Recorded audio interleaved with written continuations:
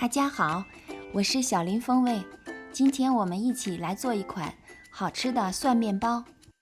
听一款养生节目的专家说，有实践证明大蒜是自然界天然的消炎药，肠道杀菌作用强大，协助人体恢复正气有很大的帮助，并且和大葱、生姜一起可以形成对人体的最初屏障保护。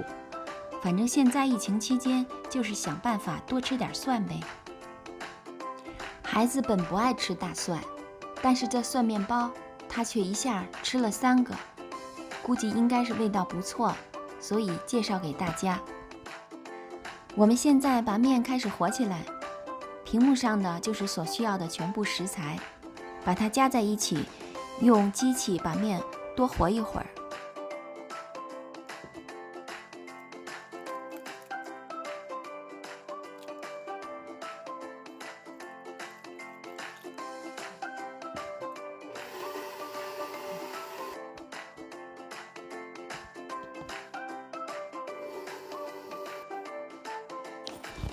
大概和了有15分钟，这时候把面拉一拉看看，可以出手套膜了就可以了。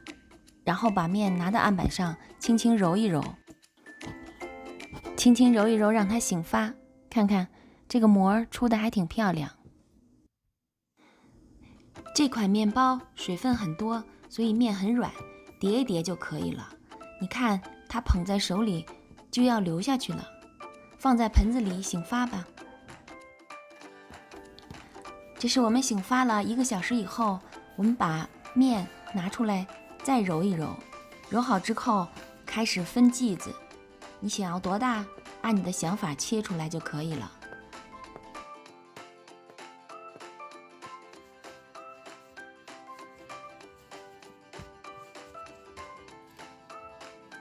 切好剂子一定不要忘了把毛巾盖上，防止水分蒸发。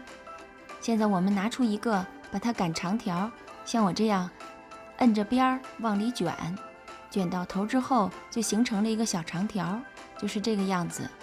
把它搁在一边，接着醒发，醒发至剂子的2倍大最好。醒发的时候，我们开始做面包中心的夹馅儿。我们需要准备的原料是100克的黄油，加法国香菜碎，加胡椒，加盐，还有1头碾碎的大蒜，大蒜大概是40克左右。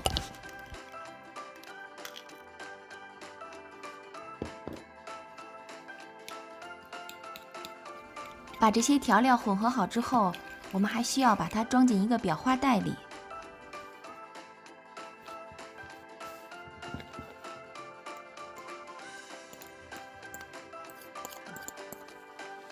记得用小刀擀一擀，这样它往下挤的时候会很容易。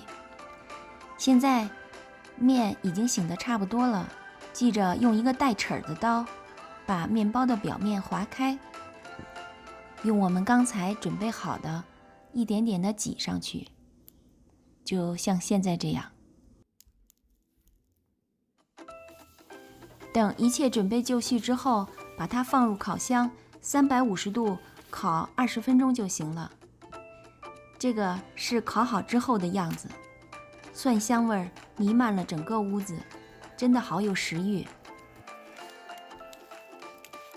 再尝一尝，又香又软，难怪不爱吃大蒜的孩子一口气儿吃了3个，确实好吃。